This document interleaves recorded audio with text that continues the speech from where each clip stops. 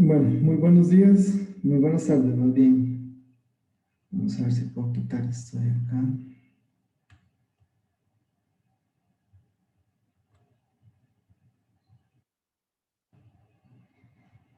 Bueno, para el día de hoy nos toca hablar acerca de usos de los reguladores en la agricultura. No sé si alguno ha escuchado de algún uso de algún regulador en la agricultura. Puede comentarlo acá o también puede ponerlo en el chat y ahora ampliamos más sobre el tema. Tengo un anuncio ahí con respecto a lo del foro. Don Werner solicitó que el foro no empezara esta semana, sino la próxima, y eso con el objetivo de poder avanzar en el laboratorio de esta semana, con el análisis de crecimiento de las plantas de maíz que están allá en la sede de Turrialba. Y entonces ustedes van a estar trabajando en temas de laboratorio y todavía no utilizando los foros. Ya tenemos una rúbrica, vamos a validarla y se las compartimos. Ya ayer yo trabajé en la rúbrica, entonces ya por ahí va a andar dando vuelta. Bueno, con respecto a los usos de los reguladores, como les decía, si alguno conoce algún uso, lo puede poner ahí en el chat y luego hablamos. Pero bueno, la presentación ya está en mediación virtual. En estos momentos le estoy dando guardar a la presentación. Nada más tengo que volver visible ya toda la sesión. Vamos a ver.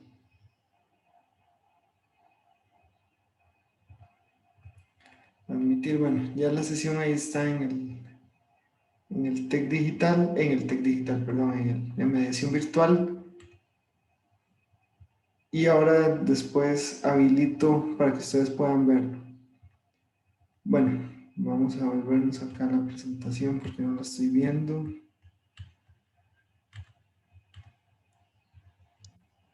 Ustedes están viendo la presentación de PowerPoint, se supone, ¿verdad? Sí, profe.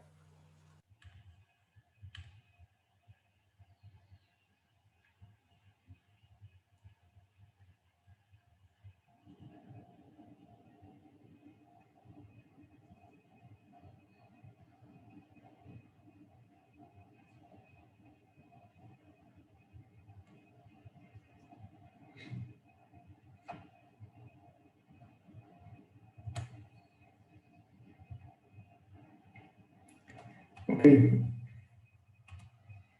Vamos a ir viendo vamos a ver 5 casos en específico y vamos a ampliar un poco más con aspectos fisiológicos.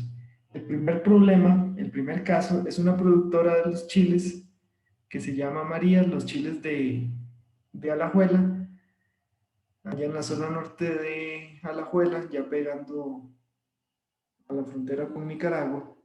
Y esta productora que se llama María, que produce frijoles, tiene un problema que resolver. Y ella comenta que el problema es que los granos están a 7 días, los granos de frijoles están a 7 días de ser cosechados. Sin embargo, se esperan fuertes aguaceros y con la lluvia la abscisión de las hojas no ocurre y el frijol nace dentro de la vaina. Entonces hay un problema muy claro y es que la planta tiene un ciclo de vida y cuando se acerca ya la senescencia de la planta, las hojas que tienen una franja que se llama zona de abscisión, esa zona de abscisión se rompe, se pierde conexión vascular entre el peciolo y la hoja, y entonces ocurre, justo en una parte ocurre una muerte celular programada y la hoja cae, la hoja se desprende. Sin embargo, ocurre cuando ya todos los azúcares solubles y cuando ya la mayoría de los asimilados, el nitrógeno y algunos elementos móviles han sido removilizados de esas hojas. Entonces en ese momento pues se genera la zona de abscisión y la hoja cae. El problema es que si las hojas no caen, el frijol va a permanecer muy húmedo y va a germinar dentro de la vaina, lo cual echa a perder todo su proceso productivo. Entonces, uno de lo que puede hacer Doña María es aplicarle etileno a la plantación y provocar que las hojas se caigan. Acá tenemos una representación de cómo se caen las flores con el etileno, pero si las dosis las aumentamos, aquí hay una exposición de 2 partes por millón en esa planta que es una china, ¿verdad? La que conocemos como china, del género Impatiens. Y bueno, a esa dosis bota las flores. Vean que 3 días después de la exposición ya perdió todas las flores y con un día ya ha perdido más del 50% de las flores. Vean también la planta de abajo, la cufea. Cufea es una planta ornamental. Y cufea, vean, con 0,05 partes por millón ya perdió sus hojas. O sea, si uno le pone un banano cerca a esa planta, pierde todas sus flores. Dije sus hojas, son las flores. Pero a una dosis más alta pierde las flores. Entonces, ¿qué podemos hacer? ¿Qué le podemos recomendar a Doña María? Bueno, puede usar una dosis de 20 partes por millón inclusive, porque lo que interesa es que bote todas las hojas, ¿verdad? Esa plantación de frijol, y así no va a tener el problema de que nazca ese frijol dentro de la vaina. Ahora, esto es muy útil, esta imagen de arriba es muy útil para provocar el aborto floral, es muy útil cuando a mí lo que me interesa es producir materia vegetativo, y yo corto los esquejes y esos esquejes los envío por avión a otro país y no me interesa que la planta invierta energía e invierta recursos en flores, ¿verdad? Entonces yo la mantengo siempre vegetativa. ¿Qué otro mecanismo podría ser? Bueno, podría un investigador hacer o inducir un cambio genético a través de cruzamientos o de ingeniería genética de algún transgénico o algún silenciamiento de genes para lograr que las plantas tengan más ácido abscísico. Si tienen más ácido abscísico, entonces no germinarán aunque tengan las condiciones de humedad. Y eso se debe a que la dormancia de las semillas, como lo vimos en la clase anterior, depende de la concentración relativa entre el etileno y el ácido abscísico. Entonces, a mayor cantidad de ácido abscísico, mayor dormancia, por tanto no germinan, y si hay mayor ácido abscísico, más etileno, entonces las plantas, las semillas, van a tender a germinar, no van a tener esa posibilidad de ser tan dormantes.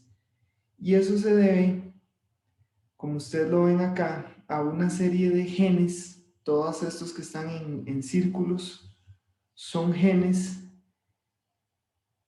que provocan el efecto de germinación. Al fin y al cabo, por ejemplo, acá vemos que el etileno inhibe la expresión de este gen. Por tanto, la cascada de genes que ocurre posteriormente no se va a dar. Muchas veces hay un gen represor, como en este caso del ácido abscísico, donde si yo reprimo al represor, ¿verdad? Como estos tres genes que están acá, si se reprimen al represor, que es el PP2C, entonces va a ocurrir, en este caso, que se exprese, perdón, que se exprese un gen, que es el que provoca la acumulación de un ácido abscísico, del ácido abscísico dentro de la semilla. Entonces ese es un otro mecanismo, ¿verdad? Para que doña María solucione su problema. Claro, esta sería una solución a más largo plazo. ¿Cuál sería la consecuencia de que doña María tenga semillas muy dormantes? Bueno, pues el problema sería de que si se nos va la mano con ácido abscísico, ¿verdad? Con esa acumulación, con ese mecanismo que logramos, ese mecanismo genético que logramos inducir, es que más bien las semillas no le germinen en campo tan fácilmente como ella quisiera. Muchas semillas son difíciles de que germinen y es por la concentración de ácido abscísico que tienen interno. Entonces, bueno, aquí es una imagen muy similar, pero al fin y al cabo muestra la interacción que ocurre entre, esta es un poco más compleja que la anterior, porque incluye un poco la biosíntesis de tres reguladores de ácido giberélico, de ácido abscísico y de etileno,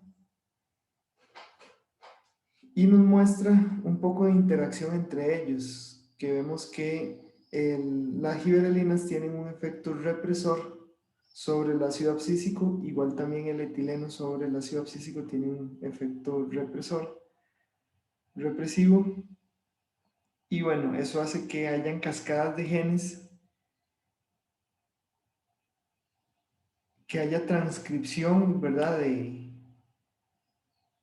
Al final que haya transcripción de los reguladores dentro de la semilla. Y eso al fin y al cabo lo que hace es entonces hacer que haya más o menos de cada uno de esos reguladores dentro de la semilla, y así va a depender entonces la respuesta a la germinación. Como punto 3, como problema 3, tenemos un productor que se llama Don Adolfo, que produce dracaenas, que son ese tipo de plantas que vemos ahí en las imágenes, pues hay de distintos colores, son ornamentales. Él es vecino de La Fortuna y dice que el establecimiento por esquejes es poco eficiente. Dice que la mitad muere y la mitad produce raíces. Él lo único que hace es que corta el esqueje y lo pone en suelo, ¿verdad? Entonces, ¿qué le podemos recomendar a don Adolfo? Uno es que sumerja la base del tallo en ácido naftalenacético, que es una auxina, y eso va a promover sin duda alguna la emisión de raíces. Sin embargo, nada logramos poniéndole el regulador de crecimiento si no le damos las condiciones a la planta para que sobreviva y para que haga un proceso muy importante mientras produce raíces. Y ese proceso importante es la absorción de agua a través del corte. Y para que haya una absorción de agua por el corte, tiene que haber agua, tiene que haber poca luz, tiene que haber una atmósfera poco demandante de humedad, tiene que haber saturación, ojalá entonces de humedad en el ambiente donde tiene esas plantas, donde va a sembrarlas. Y hay algo importante también, bueno, disminuir el área foliar para que la planta no transpire mucho, porque entre más transpire, más agua va a gastar y no tiene raíces formadas, ¿verdad? Lo que nos interesa es que transpire muy poco. Ojalá que no transpire nada, para que así tenga tiempo de formar raíces. Pero algo importante es que cuando él corta el esqueje, que lo haga antes de las 6:30 de la mañana. ¿Saben por qué es importante antes de las 6 de la mañana?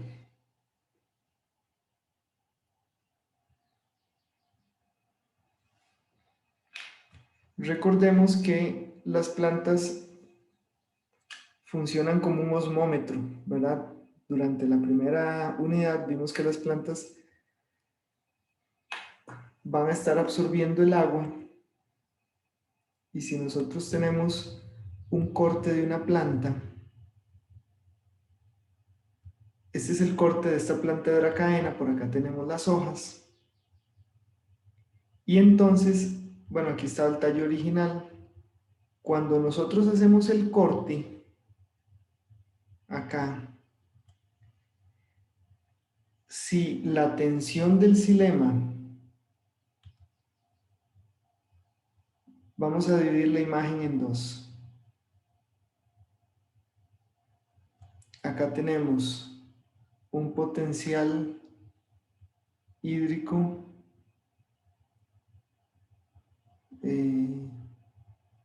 bueno, pongámosle algún valor negativo, menos 0, pongámosle algo así muy bajo, 0,1 megapascal.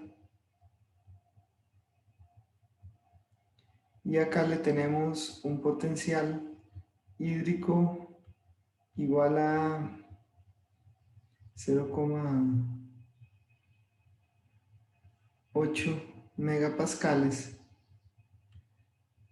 Quiere decir que la tensión, voy a hacerlo con diferentes grosores, vamos a ver, la tensión del agua en el xilema, de este lado, del lado que está muy turgente y que no hay una demanda de la atmósfera, entonces aquí va a estar la columna de agua, pero va a estar va a estar ahí pasiva, no hay movimiento. Mientras que acá, voy a dibujarla de algún otro color ahí, de peligro, vamos a dibujarla amarilla. Acá la tensión del xilema va a estar muy alta, o sea, esto es como si fuera una liga completamente tensa, mientras que acá es una liga relajada. Cuando yo hago el corte acá, ¿qué le va a pasar a la liga? A la liga que está flácida nada le va a pasar, pero a la liga que está muy estirada le va a pasar lo siguiente, se retrae, como una liga, ¿verdad? Que se retrae, entonces la liga se va a meter dentro del corte, se mete y se mete de la misma magnitud abajo que la misma magnitud arriba. O sea, si aquí mide 1 centímetro, aquí mide 1 centímetro. Entonces, esta medida es proporcional a la tensión que estaba antes del corte. Todos bien claros con eso. O sea, entre más se mete la liga, eso es como cuando uno se pone una liga y entre más jale, más duro va a ser el golpe, ¿verdad? Que se va a llevar uno en la otra mano. Entre más fuerte jale uno la liga. Entonces, eso es lo que pasa con la tensión en el xilema. Entre una atmósfera más seca, un potencial hídrico más negativo, la columna de agua se va a retirar, se va a meter en el corte. ¿Qué significa eso? Que cuando yo corto, inmediatamente se mete la columna de agua, meto el corte, meto el esqueje a un sustrato húmedo, pero aquí tengo una cavitación inmensamente gigante. Y entonces aquí se interrumpió el paso de agua. O sea, si yo corto un esqueje para multiplicarlo a mediodía, puede ser que tenga un 0% de éxito. Pero si yo lo hago a las 5 de la mañana, inmediatamente lo pongo en agua o en un sustrato muy húmedo, no hay ruptura, no hay cavitaciones inducidas y por tanto, mejor éxito. No sé si tienen alguna duda ahí, cualquier cosa me avisan.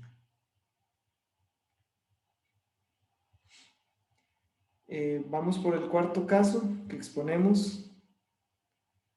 Vamos a ver esto así. Bueno, seguimos en el tercer caso y vemos unos gráficos que nos demuestran primero esa formación de las raíces, un porcentaje de plantas con raíces y aquí tenemos una concentración de auxinas, de dos auxinas, de ácido indolacético y de ácido indolbutírico. Entonces se colocaron dosis crecientes del ácido acá en el corte de la planta y se midió el porcentaje después de un tiempo. Y vemos el porcentaje, acá tenemos ácido indolbutírico, tenemos un mayor porcentaje de plantas con raíces y un menor porcentaje con ácido indolacético.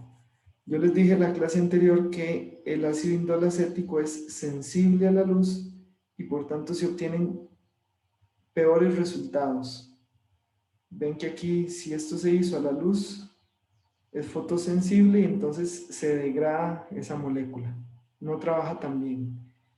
Y bueno, en el número de raíces tenemos un comportamiento similar, un comportamiento creciente con el ácido indolbutírico. Dice que aquí el experimento fue por 120 días.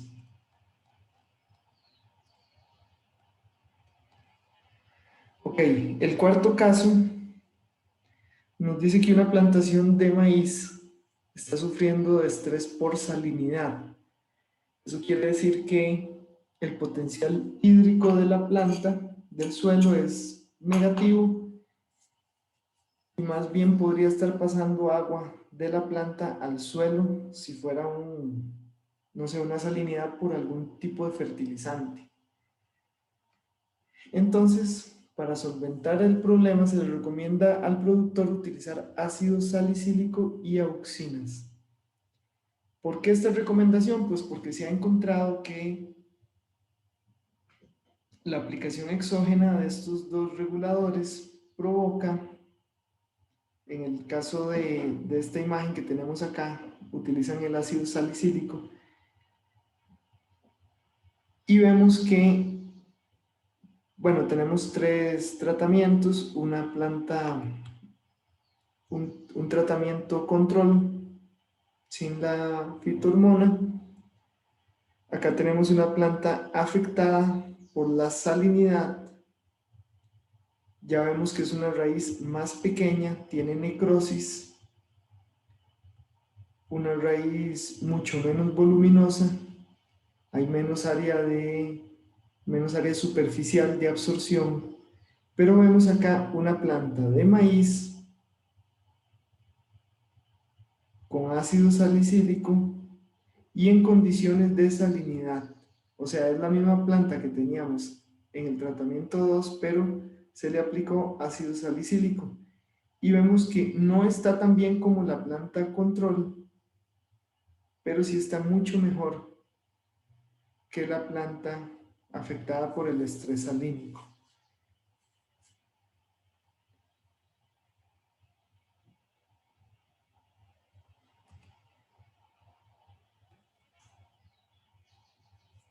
Es importante hacer notar de que muchos de los mecanismos de cómo, por ejemplo, en esto el ácido salicílico hace que la planta produzca más raíces y más área superficial son desconocidos hasta el momento.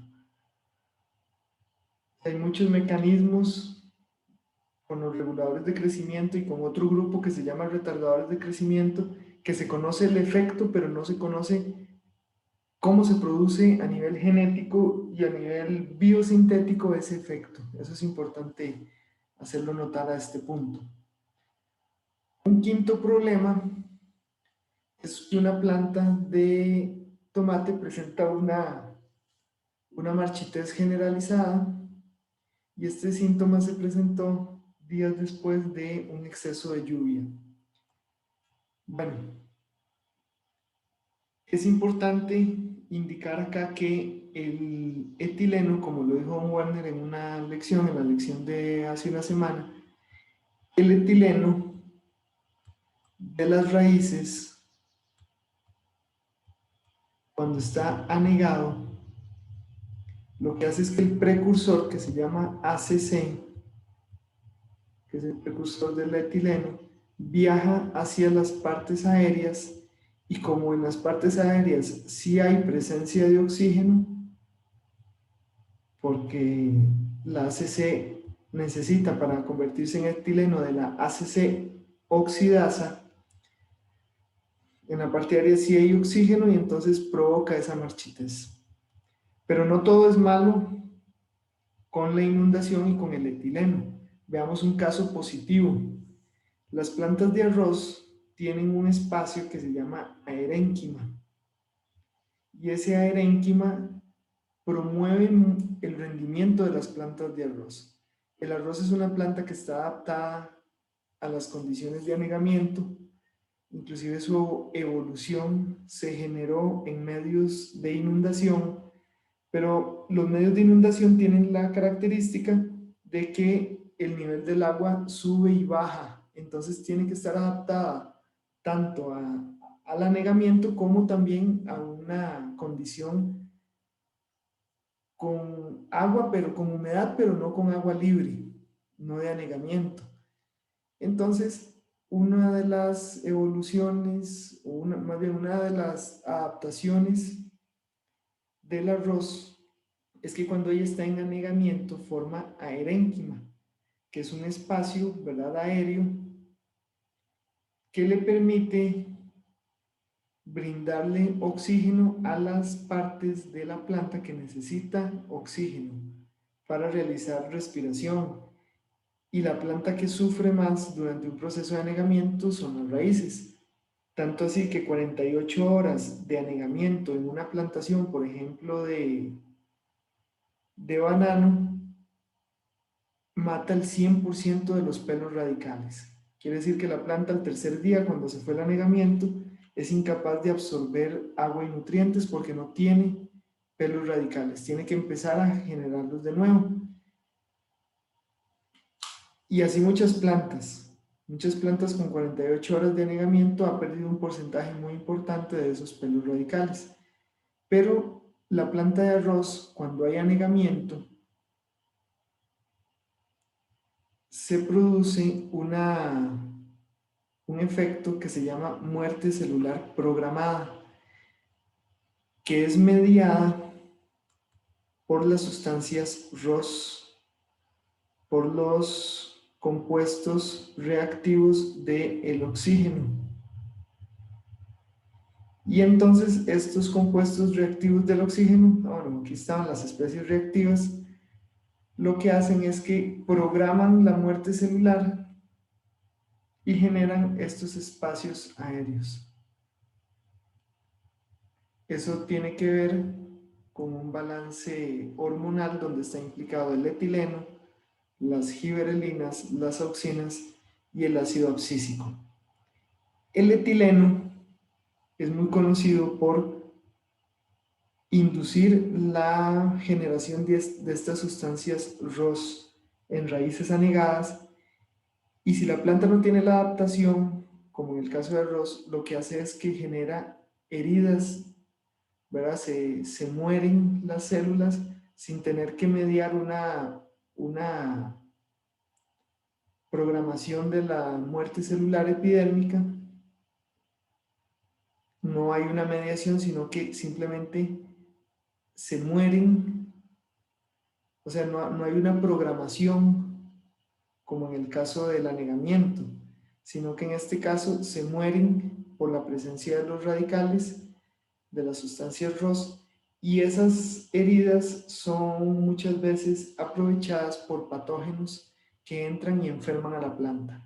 Y eso se da mucho, por ejemplo, en hidroponía, cuando no hay suficiente oxígeno en el agua, entonces se produce etileno, el etileno induce la producción de sustancias ROS, de estas especies reactivas, se lacera la raíz y entra un hongo muy famoso, por ejemplo en lechuga, entra Pythium, y Pythium acaba con la raíz y con la planta en 4 días, es letal.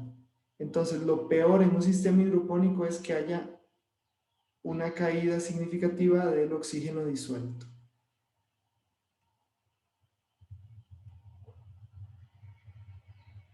Vamos a, perdón, aquí para hacer el corte acá con estos 5 casos, vamos ahora a estudiar algunos efectos de algunos otros reguladores de crecimiento, más que todo para que ustedes conozcan que existen. Hay un curso específico de reguladores de crecimiento y ahí sí se estudia a profundidad el efecto de estos reguladores, pero para que ustedes en fisiología vegetal nos interesan citoquininas, auxinas, giberelinas, etileno, ácido abscísico principalmente, pero existen otros, como ya vimos, el ácido salicílico, ¿verdad? Que está involucrado en defensa de la planta. Ahorita vemos el metilhasmonato o los halmonatos, pero vamos a ver los brasinesteroides. Dicen que incrementan la cosecha en lechuga, incrementan los rendimientos, promueven el crecimiento de la fruta, por ejemplo en sandía, y en arroz incrementan la masa del grano.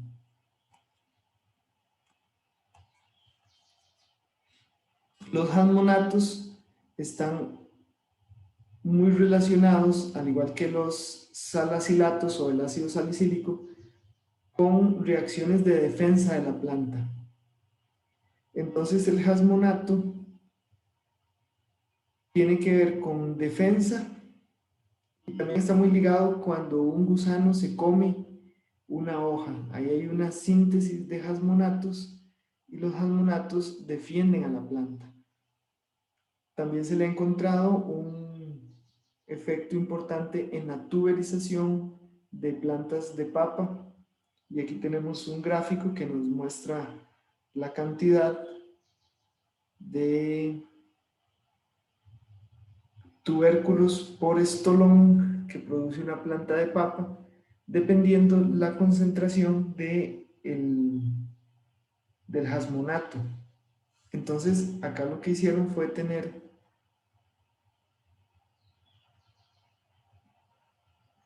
plantas de tomate con 5 distintas concentraciones de hasmonato, 0,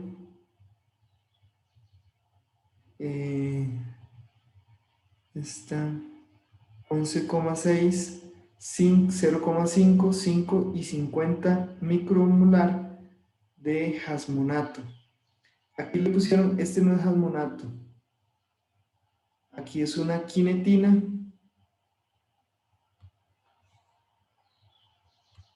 es otra hormona, pero bueno, lo pusieron como otro tipo de testigo.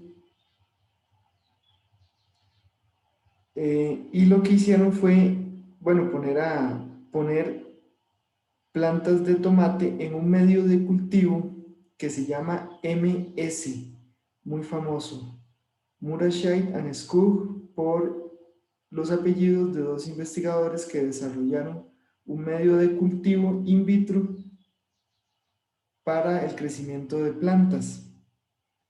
Este es el medio tal vez más famoso, es un medio gelatinoso, es como ver una gelatina, y en ese medio se ponen a crecer plantas, pero tiene aminoácidos, tiene los nutrientes esenciales que una planta necesita, y este medio tiene las soluciones,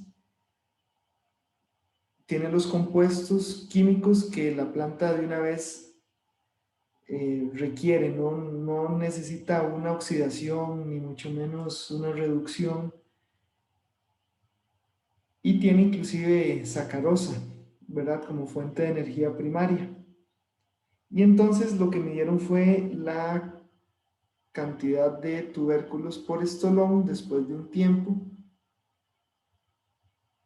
y pues vieron que conforme aumentan las concentraciones de el hasmonato, hay una mayor cantidad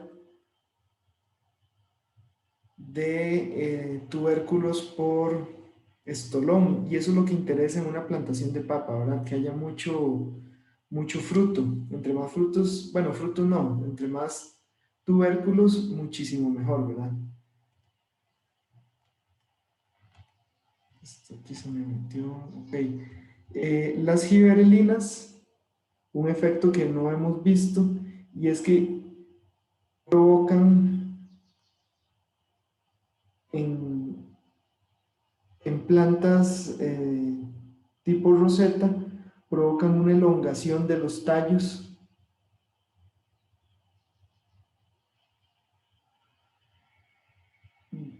simulando el efecto de días largos. Vean que aquí tenemos dos tipos de plantas. Tenemos plantas de día corto, short days, y aquí nos dice que esta es una planta de día corto con una giberelina. Entonces la planta lo que hace es elongar un poco las hojas, casi que llegando a cómo la planta se comporta cuando los días son largos. Entonces en plantas de roseta, con la aplicación de, inclusive han hecho plantas en internet uno ve que una planta de repollo tiene esta forma que estoy dibujando, con la aplicación de ácido giberélico, y puede medir 1 metro de altura una planta de repollo. Cada 5 centímetros saca una hoja. Voy a ver si puedo hacer el experimento y les agarro una planta de repollo y le empiezo a aplicar giberelinas todos los días y ahí les voy mandando fotos. En algunas plantas, las giberelinas provocan, por ejemplo, en monocotiledóneas, provocan formaciones de flores femeninas, y en dicotiledóneas la formación de flores estaminadas. Los estambres son las partes masculinas y entonces se generan algunas, digamos, algún tipo de desorden hormonal reproductivo, y entonces induce que una planta entre en floración de una manera más temprana, y que si le cuesta producir flores femeninas, pues que produzca flores femeninas. Hay un ejemplo muy claro, por ejemplo, el ácido giberélico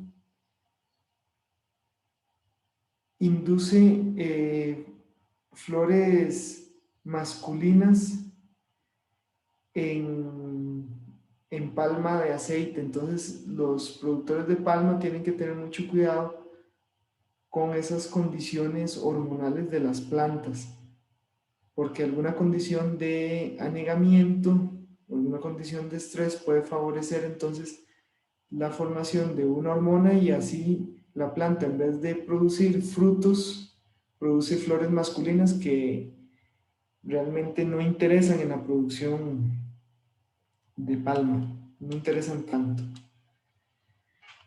Algún efecto de las giberelinas también es promover mayor cantidad de frutos por planta. Eso es algo importante. No solo el desarrollo de frutos, sino también el cuaje. Muchas plantas, como por ejemplo el mango, produce una cantidad exagerada de flores.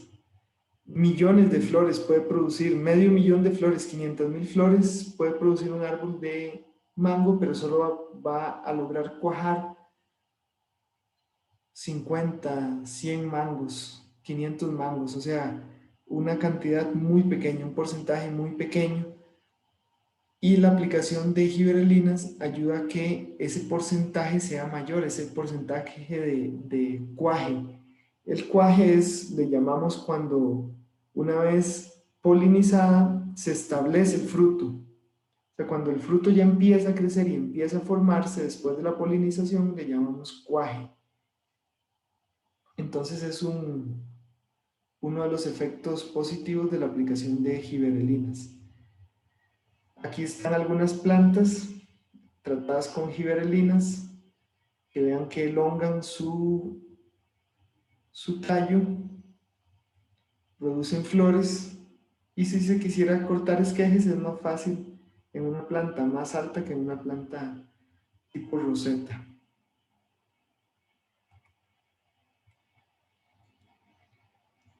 También, bueno, se habla y se ha demostrado que las giberelinas sustituyen el efecto del fotoperiodo, y veamos este gráfico. Dice acá en el resumen que el control del fotoperiodo se realizan los niveles de gibberelinas y la relación con la floración en sorgo. Entonces nos dan un gráfico en días, perdón, en el momento del día, y vamos desde horas del día, ¿verdad? 8 de la mañana, 11 de la mañana, 2 de la tarde, llegamos a las 8 de la noche y aquí empieza el periodo oscuro del día, o sea, la noche empieza nos dice que como a las 16 horas, a las 6 de la tarde, y ese periodo se extiende hasta las 8 de la mañana. Ven que es un fotoperiodo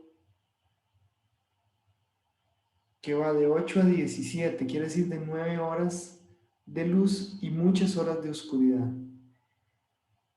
Entonces lo que hacen es que toman distintas gibberelinas, dijimos que existen más de 50 gibberelinas, en este caso la gibberelina 12, 53, son tantas que mejor le pusieron números, ¿verdad?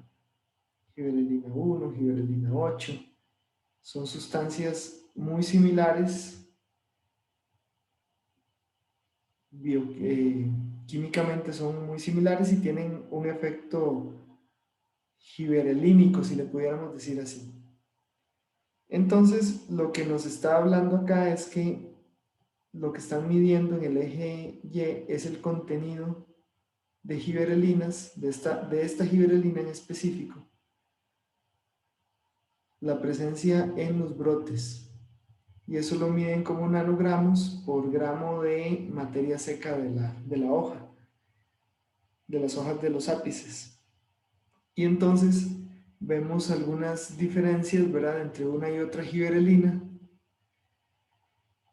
que por ejemplo, vean que en esta gibberelina 12 se forma a pesar de que el día sea corto. O sea, sin duda alguna esto es un día corto.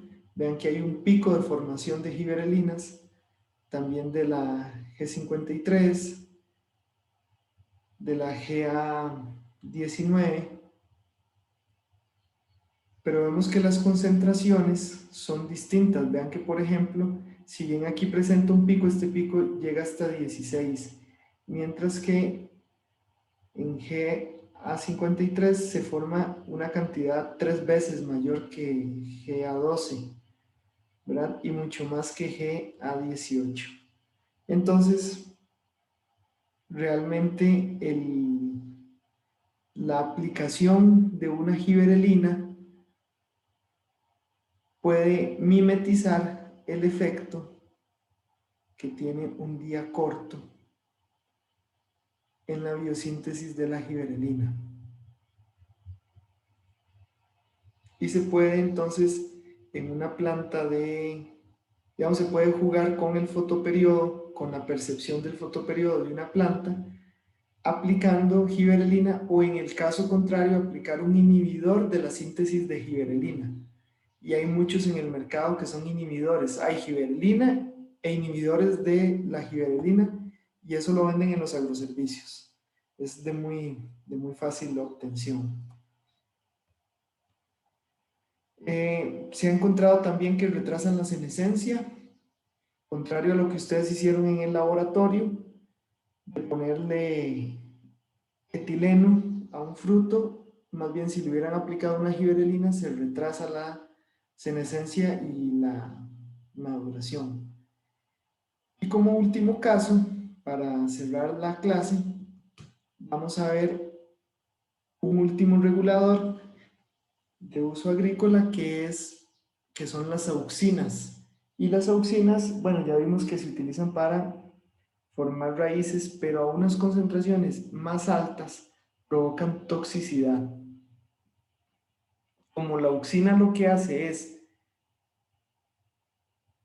regular el fototropismo, regular también la dominancia apical. Si ustedes se exceden en la dosis de una auxina, lo que van a tener es una deformación y una pérdida de la gravedad, del gravitropismo de la planta, por el hecho de que la planta, nosotros dijimos de que las auxinas tienen un transporte polar que siempre va de arriba hacia abajo. Cuando ustedes aplican mucha auxina, la auxina inunda la célula, viaja de manera apoplástica en las células y esa auxina, por así decirlo, ya no sigue ese flujo de arriba hacia abajo, sino que se le forma un desorden porque la planta ya no está transportando de abajo hacia arriba, sino que puede tener problemas en ese transporte. Y eso genera que los tallos se enrosquen, se curven hacia abajo, que las hojas se den vuelta así como está esa hoja y un completo desorden dentro de la planta y al final muere. Inclusive Profe, se empiezan a dejar de absorber y la planta muere. Las auxinas, como por ejemplo el 2,4-D y el 2,4,5-T, fueron una mezcla, o esta mezcla. El 2,4-D todavía se sigue utilizando, es un herbicida, y la mezcla se utilizó durante la guerra de Vietnam. Y dice que se calcula que hasta 1 millón de personas quedaron discapacitadas o con problemas de salud debido a la agente naranja. La agente naranja fue el herbicida que pasaban avionetas aplicando sobre los bosques de Vietnam y lo que hacían era defoliar los árboles y entonces el ejército vietnamita que estaba oculto en trincheras, en una red de túneles, pero también en los bosques, el ejército estadounidense al rociar estos 20 millones de galones, lo que provocaban era una muerte, una defoliación increíble y ya esa estrategia de esconderse en un bosque pues ya no era tan eficiente, ¿verdad? Entonces, este es uno de los efectos de las auxinas. Vamos a mantener. Y bueno, con eso entonces cerraríamos la lección de hoy. O sea, no hay una segunda parte. Igual queda el audio, ¿verdad? Y ahorita subo el audio y el video de la clase de hoy. Y les queda la clase con audios también, ya están grabados. No sé si tienen alguna consulta. Profe, en el caso, digamos, de cuando se utilizan reguladores de crecimiento, pero como para regular en sí, que todas maduren al mismo tiempo, en ese caso. Ya a estas alturas del semestre ya ustedes están bastante cansados, pero bueno, es cuando más hay que hacer y cuando más hay que nadar contracorriente.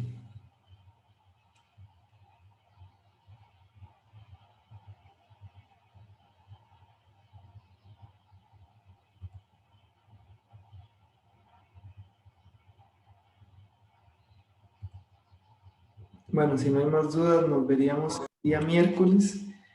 Y el día miércoles ya habríamos superado los reguladores de crecimiento y vamos a hablar acerca de fotoperiodo y de la regulación de cómo la planta a través de la luz logra sensar tanto la cantidad como la calidad de la luz y así provocar crecimiento y desarrollo de distintos órganos.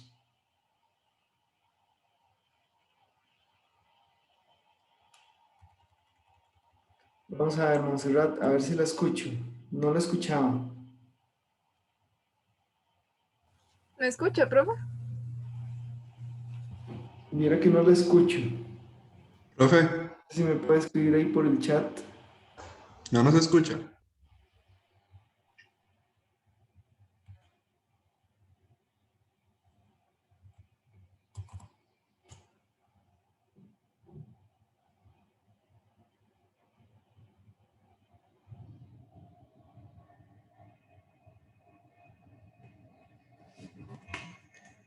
Yo ahora sí los escucho.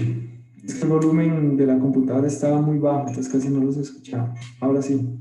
Ahora sí me escucha, profe. Sí, ya los escucho bien. Ah, profe, no, que mi pregunta era que en el caso, digamos, cuando se quiere, cuando, digamos, en una plantación de esas grandes como la piña, que se quiere que maduren cierto bloque o así a una misma, en un mismo momento, en ese caso, ¿qué regulador usan? Si no me equivoco, el que usan es el etileno. El etileno es el que provoca una floración, estimula la floración. El mecanismo, desconozco el mecanismo en piña, no sé si estará ya dilucidado ese mecanismo, pero sí lo que se aplica es etileno. Voy a buscar información, si no el miércoles le preguntamos a don Werner, que ha trabajado bastante en piña. Sí sé que es etileno, pero desconozco el mecanismo.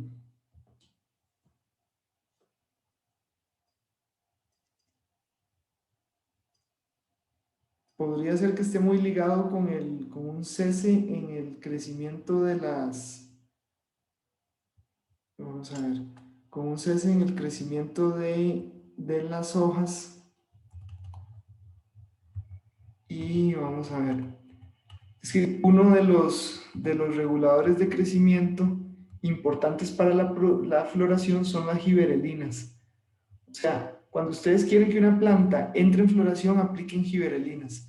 Las plantas, digamos que las plantas pueden, la inducción floral, y eso todavía nos toca, como de aquí a una semana vamos a estar viendo la inducción floral, pero la inducción floral tiene que ver con genes que son estimulados por 5 factores. Uno de ellos es la programación de la planta, o sea, la planta llega a un momento de producción de hojas, como por ejemplo el maíz, la lechuga, que una vez que alcanzan cierto número de hojas, florecen. Otras es por una acumulación de ácido giberélico. Cuando logran acumular cierta cantidad de ácido giberélico y se produce ácido giberélico, eh, por el mismo fotoperiodo, ¿verdad? Por señalización, entonces la planta florece. Voy a adelantarme un poco acá, vamos a ver fotoperiodo, a ver si encuentro esa. Vamos a ver, fotoperiodo, eso sería organogénesis. Organogénesis. Vamos a ver si encuentro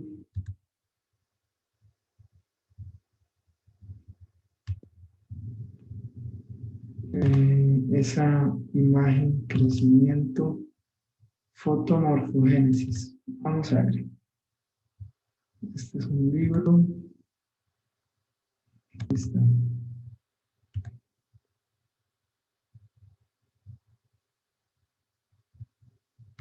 Vamos a ver aquí compartir.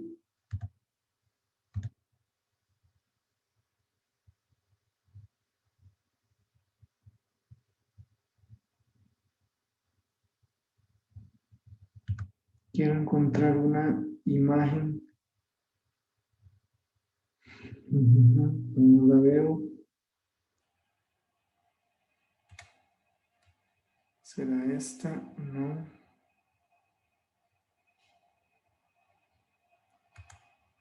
Esa no es.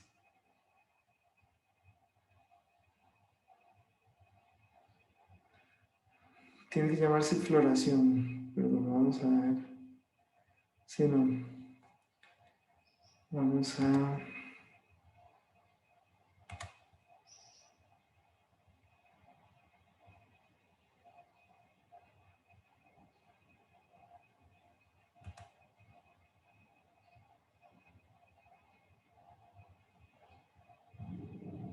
Quiero ver que no encuentre floración.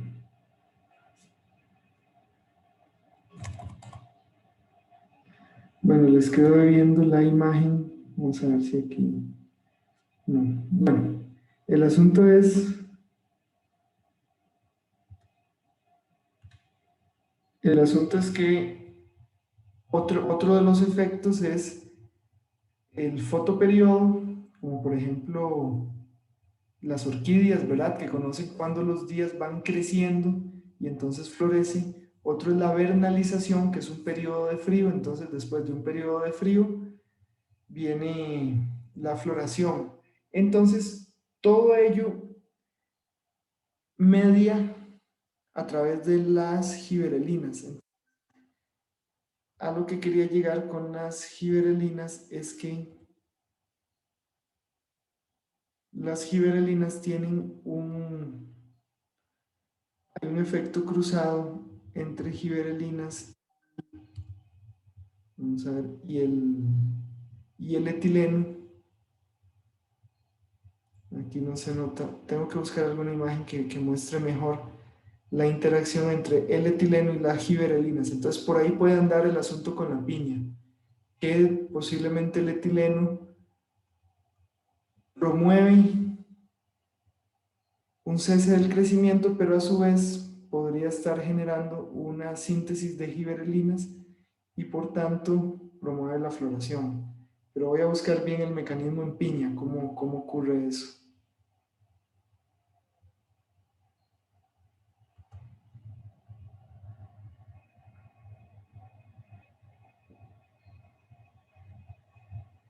Y es que lo difícil con los reguladores, de trabajar con reguladores, es que, como vimos la clase anterior, distintas plantas tienen distinta sensibilidad a los reguladores. Entonces uno puede encontrar que si bien el etileno provoca en una planta floración, en otra puede provocar que todas las hojas se caigan. O en otra puede provocar que, no sé, algún otro efecto ahí que si hay flores, más bien que se caigan, cosas así. O que la planta empiece a acumular mucho azúcar dentro del tallo, que viaje de las hojas al tallo. Entonces, realmente la respuesta por esa sensibilidad es muy distinta entre una planta y otra. No sé si tienen alguna otra consulta, voy a quedar con ese pendiente de buscar cómo ocurre la inducción en piña.